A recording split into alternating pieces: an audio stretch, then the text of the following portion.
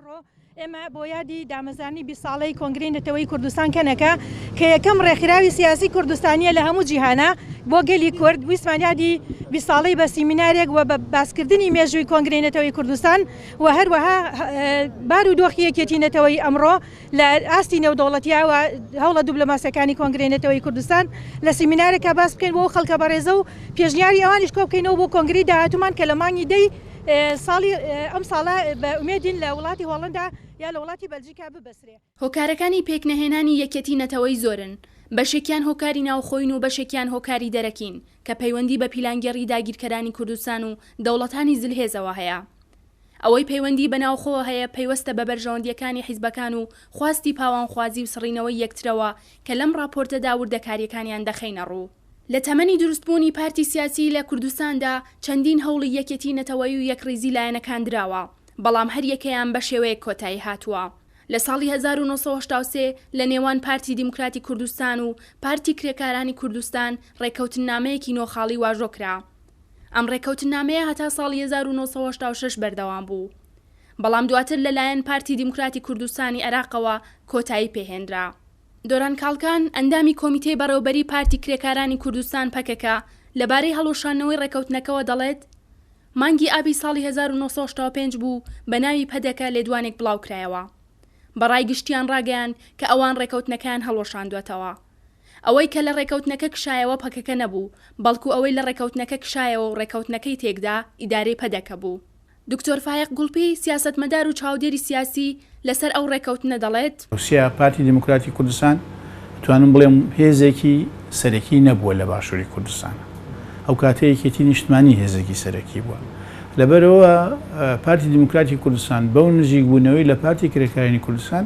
لەوانەیە ویستبێتی تۆزی خۆی لەو پەراوێز و دوورخستنەوەی کۆمەڵگا و ئەوانە سیاست دوور بخاتەوە بێتەوە ناو مەیدانەوە. بەس دوایی کە زروفێکی کە هاتوتە پێشەوە لە کاتێکدا کە پارتی دیموکراتی کوردستان توانین بڵین ئێستا بە پێچەوانەی 83ەوە ئێستا هێزی سەرەکیە لە باشووری کوردستانە. ئەو مەیلەی بۆ یەکێتی نەتەوەی نییە. یعنی مەبەستمەوەیە ئەم حیزبانەی باشووری کوردستان هەر ئیشێگەکەن لە پێناوی بەرژەوەندی حیزبی و دەسەڵاتی خۆیاندایکەن، نەک لە پێناوی چارەسەری کێشەی کووردا. بۆیە یەکێتی نەتەوەی تا ئێستا لە نێوان پارچە جیاجیەکانی کوردستان و لە نێوان هێزە سیاسەکانی کوردستانە دروست نەبووە. لە ساڵی 1982 بەرە لە نێوان لایەنەکانی هەرێمی کوردستاندا دروست دەبێت. بەرەی نیشتیمانی و نەتەوەی دیموکراسی عێراق کە پێک هاتبوون لە هەر یەکە لە یەکێتی نیشتیمانی کوردستان و حیزبی سۆسیالیستی کوردستان و هەرێمی سەرکردایەتی حیزبی باس و بزوتنەوەی سۆسیالیستی عەرەبی و حیزبی شیوعی عێراقی. لە بەرەی جوقتدا یەکێتی نیشتیمانی کوردستان باڵا دەست بوو. بەرەی دووەم ناوی بەرەی نیشتیمانی دیموکراسی عێراق جوود بوو کە پێک هاتبوو لە پارتی دیموکراتی کوردستانی عێراق، حیزبی سۆسیالیستی کوردستان، حیزبی شیوعی، پارتی سۆسیالیستی کورد کە لەم بەرەیەدا پارتی باڵا دەست بوو. دکتۆر سەلام عەبدولکەریم مامۆستا لە کۆلێژی پەروەردەی کۆمەڵایەتی بەشی مێژوو لە زانکۆی هەڵەبجە لەسەر ئەم دوو بەرەیە دەڵێت لەبری ئەوەی کە جوڵانی ڕزگاری خوازی کورسود لەو ئەزمونانە وەرگرێ کە ئەزمموی تاڵ بوون بەداخەوە دیسان بەرەکانی جوود و جەوقە دروستە بێت کە ئەم بەرانە نەگنابنەوەی یەک خستنی نێوماڵی کورد بەداخەوە دەبنە سەرەتای دەستپێکردنی جەنگێکی تر، قۆناغێکی تر و گەڕێکی تر لە جەنگی ناوخۆ شەڕی ناوخۆی براکوژی کە ئەو کاتە لە نێوان یەکێتی نیشتیمانی کوردستان و بەرەی جوود بوو کە بەرەی جوود پێکات بوو لە سۆسیالیسم لە حیزبی شیوعی وەروها لە پارتی دیموکراتی کوردستان دواتریش کە پاسۆکیش دێتە ناوی. تامان لە کۆتایی 82 تاوەکو سەرەتای 84 ینی دوو جەو لە شەڕی ناوخۆ ڕوویداوە کە بە هەزاران فەرماندە و پێشمەرگەی تێکۆشەر و قارەمان و ئینسانی جوامێر و مێرخاسی کورد بەداخەوە تیاچوون. بەرەی کوردستانی لە دوای شکستی ساڵی 1970 کە ڕوبەڕووی پارتەکانی باشووری کوردستان بوویەوە، هەموو چیاکانی باشووری کوردستان لەلایەن ڕژێمی باسەوە داگیر کرا. تاوانەکانی ئەنفال و کیمیاباران لە دژی گەلی کورد لە باشووری کوردستان ئەنجام درا.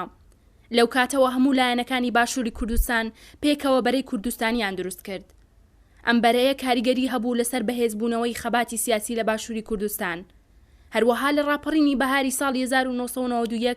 دژ بە ڕژێمی بەعز کاریگەری هەبوو. لە ساڵی 86ەوە ئیتر ئێران ئیشی کرد بۆی هێزە کوردیەکان لە یەک نزیک کاتەوە. بۆچی ئێرانیشیە کرد لە یەکیان نزیک خاتەوە؟ بۆی هەمویان کۆکاتەوە و بە سەرکردایەتی خۆی دژی عێراق شەڕیان پێ بکە پێشی کردن ئێران هەڵسا حیزبە کوردیەکانی بە تایبەتی پارتی یەکێتی ئاشت کردەوە و ئەوانی تر ئاش کردەوە و حیزبە کوردیەکانی لەگەڵ ئۆپۆزیسیۆنی عێراقی نزیک کردەوە لە یەکتری و بەرەیەکی شەڕی لە هەرێمی کوردستانە کردەوە و دوایەوە بەهۆی ئەوەوە دووچاری ئەنفال و کیمیاباران و ئاوارەیی بووین لە ئێران ئیتر لە ئێران حیزبەکان ئەو کاتە دەسەڵاتیان نەبوو بۆ دەسەڵات شەڕیان ناکرد لەبەرەوە ناچار بوون شتێک دروستکەن بە ناوی بەرەی کوردستانیەوە بەڵام بمانوێت نەمانوێت ئەو بەرەی کوردستانی ماوەیەک باش بوو و بەهۆی بەرەی کوردستانیشەوە توانیمان لە ڕاپەڕی ناسەرکەوتوو بین بەس ئەویش بە مەیلێکی یەکێتی نەتەوەی و ئەوانە نەکراوە بەڵکو بۆ مجرد بۆ ئەوەندە بووە کە خۆیان کۆکەنەوە و بە تایبەتیش من دیسان دووبارەیەکەمەوە لەسەر داوای ئێران ئەوانە یەکیان کرد. هەتا هەڵبژاردننی پەرلەمانی هەرێمی کوردستان لە باشووری کوردستان بەرەی کوردستانی دەسەڵاتی لەدەستدا بوو. بەڵام لە دوای دروستبوونی پەرلەمان و حکوومەت بەرەی کوردستانی هەڵوەشایەوە. بەڵام یەکێتی نێوماڵی کورد لە باشووری کوردستان تا ڕادەیەک بەردەوام بوو. لە دوای دروستبوونی شەڕی ناوخۆ لە ساڵی 1994 لە نێوان یەکێتی و پارتیدا ئیتر پەرتەوازەی قوڵ کەوتە نێو پارتەکانی باشووری کوردستانەوە. پەرلەمانی کوردستان لە دەرەوەی وڵات. لە ساڵی 1995 بە هەوڵی چەند لایەنێک و چەندین ڕۆشنبیری پارچەکانی کوردستان پەرلەمانی کورد لە دەرەوەی وڵات دروستکرا. ئەم پەرلەمانە زۆرینەی لایەنەکانی کوردستان ئەندامون تێدا. دواتر لە ساڵی 1999 ناوی پەرلەمانی کوردستان لە دەرەوەی وڵات گۆڕا بۆ کۆنگرەی نەتەوەی کوردستان کەنەکە لە ناوە دەرەوەی کوردستان چەندین هەوڵی داوە بۆ یەکێتی نەتەوەی کوردان. یەکەم شت ئێمە پەرلەمانی کوردستانی دەرەوەی وڵاتمان من بەش بە حاڵی خۆم لە کۆمیتەی ئامادەکاری پەرلەمانی کوردستانی دەرەوەی وڵات بوو و هەوڵماندا و فعلەن پەرلەمانی دەرەوەی وڵات بۆ ماوەی 4 ساڵ کارمان کرد توانیمان مەسەلەی کورد دۆزی کورد لە هەموو مؤسسات و دام و دەستگا سیاسیەکانی ئەوروپا وەکو پەرلەمانی ئەوروپا وەکو یەکێتی ئەوروپا وەکو پەرلەمانەکان لە وڵاتەکانی ئەوروپا ئەم فکرێ بڵاوکەینەوە کە میلەتی کورد میلەتێکە 40-50 ملیۆنە دابەش کراوە ئەرزی و ئاوی و خاکی و کولتوری و تاریخی هەوڵ بدەین ئەمانە ڕێک بخەین خاڵێک لە پەیڕەوی پەرلەمانی کوردستانە هەیە ئەڵێ ئەم پەرلەمانە هەوڵە بۆ کۆنگرەیەکی نەتەوەیی بۆ ئەوەی هەموو هێزە سیاسیەکانی کورد و هەموو عەقڵی سیاسی کوردی تیا جەبێتەوە بۆ ئەم مەبەستە ئیشمان کەرەنجە لە ڕێگەی پەرلەمانی دەرەوەی وڵاتەوە لە ڕێگەی پەکەکە خۆیەوە لە ڕێگەی ئەو هێزە کوردیانەی کە نزیک بوون لەم فکرێ و باوەڕیان بەم ئیشە هەبوو ئەوە بوو کۆنگرەی نەتەوەی دروست بوو. هەوڵی ساڵی 2013 لە ساڵی 2013دا لەسەر پێشنیاری عەبدوڵڵا ئۆجەلان ڕێبەری پەکەکە هەوڵێکی جددی بۆ پێکهێنانی یەکێتی نەتەوەی درا. بۆ یەکەم جار پارتی دیموکراتی کوردستان بەشدار بوو تێیدا. کۆبوونەوە و ئامادەکاریەکان بۆ ماوەی 6 مانگ لە شاری هەولێر بەردەوام بوو بەڵام بە ئاکام نەگەشت. لەسەر ئەوەی کە مەسەڵەن پارچەی ڕۆژهەڵات ئەگەر کوردستانی باکوور دەکەس ببن بە ئەندام ئەوانیش ڕازی نەئەبوون بە 5-6 کەس. مەسەڵەن کوردستانی خۆمان باشوور ئەیانوت ئێمە دەوڵەتمان دروست کردووە ئێمەش ئیمکانیەتمان هەیە ئێمە پارتی لە تقریبا 25-30 پارتی لە کوردستانی باشوور هەیە هەر پارتیە گەی و ئەو نەکەس لە حتا لەسەر عەدەدی ئەندامەکان لەسەر ژمارەی ئەندامەکان مشکلەیەکی گەورە دروست بوو. ئیتر بەڕای من کە دروست نەبوو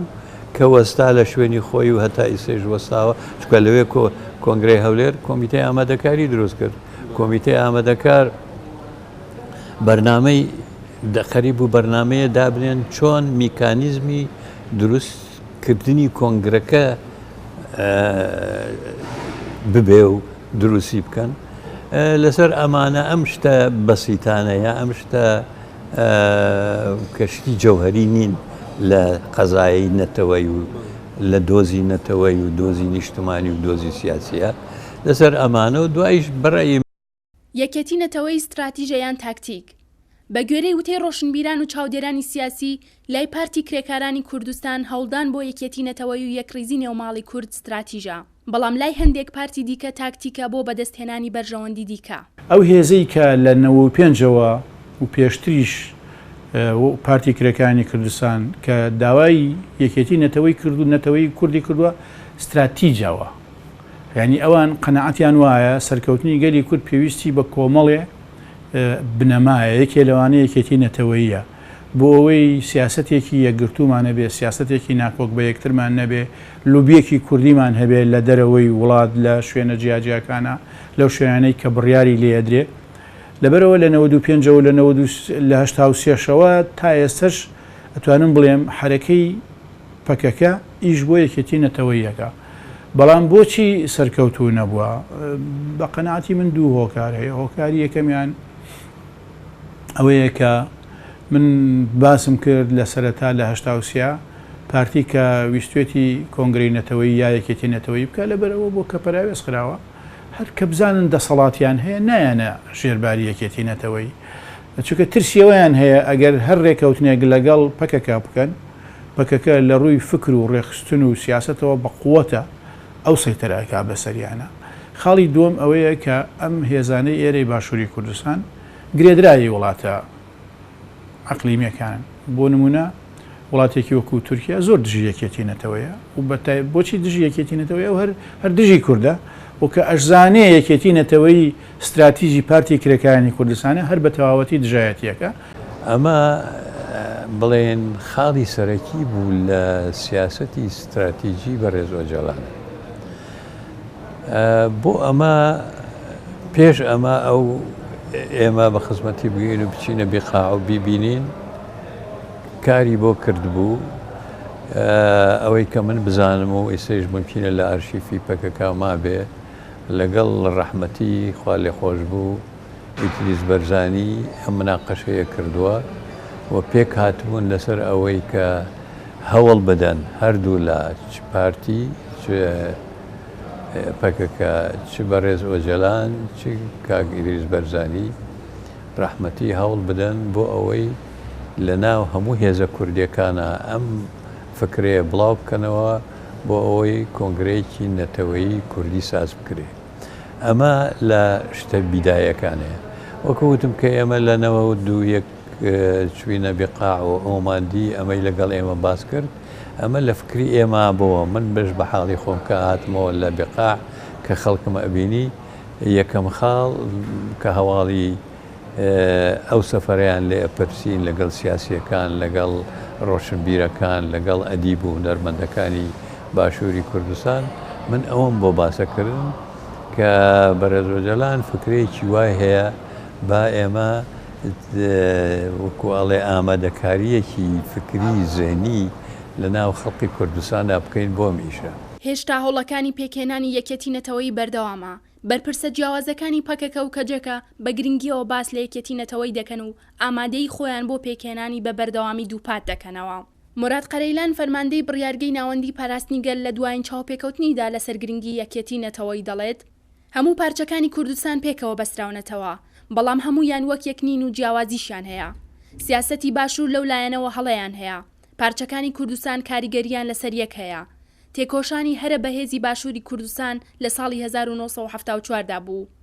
بەڵام هۆکاری شکست خواردنەکەی چی بوو ئەو کاتە لە باکووری کوردستان لە ڕۆژهەڵاتی کوردستان تێکۆشانی کورد نەبوو بەتەنیا بوو بۆیە لێشیاندا بەڵام بۆچی لە ساڵی 1992 ئەنجامی هەبوو باش دەزانین کە بزافی باشووری کوردستان ئەو کاتە زۆر بەهێز نەبوو بەڵام دەرفەتەکانی دروستکردنی سیستەم لە ئاستی نێونەتەوەیدا ڕەخسا چونکە ئەو کاتە بزافی باکووری کوردستان بەهێز بوو دەمەوێت بڵێم وەک لەو نمونەیەش دیار دەبێت پەیوەندی پارچەکان پێکەوە هەیە تۆ ناتوانی لە یەکتر جیای بکەیتەوە ئەگەر تۆش لە یەکتری جیا بکەیتەوە دوژمن جیای ناکاتەوە لەو بابەتەوە کەم و کوڕی هەیە ئەگەر مرۆڤ بڵێت هیچ جیاوازیەک نییە ئەوەش هەڵەیە هەر پارچەیەک خۆ بەڕێوەبەری خۆی هەیە بەڵام ئەگەر بە تەواویش لە یەکتری دابڕێن ئەوەش ڕاست نییە هەر لەسەر ئامادەی کەجەکە بۆ یەکێتی نەتەوەی بەسێ هۆزات هاوسەرۆکی کەجەکە دەڵێت ئەرکێکی گرنگ کەوتوەتە سەرشانی گەلەکەمان گەلی کوردستان ئیدیە و گەلەی پێشوونیە بە قورساییەوە بۆتە خاوەن هەست و هۆشمەندی نەتەوەی گەیشتۆتە ئاستێک کە و هێزانەی کەوتونەتە ناوخیانەت بە ئاسانی بیان هێنێتەوە سەر ڕێگەی ڕاست.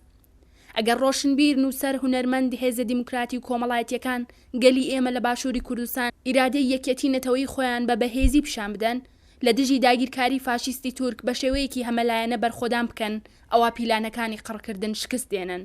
هۆزات ڕایگەیاند ئەگەر پەدەکە هەڵوێست و مامەڵەی خۆی بگۆڕێت بە شێوەیەکی نەتەوەی مامڵە بکات دەتوانێت بە ئاسانی خۆی لە پەکەکە نزیک بکاتەوە. ڕێکەوتنی نەتەوەی دیموکراتی دێتە ئاراوە. بەو شێوەیەش دەکرێت کۆنگرەی نەتەوەی دروست بێت و یەکێتی نەتەوەی بەئافرێنێت.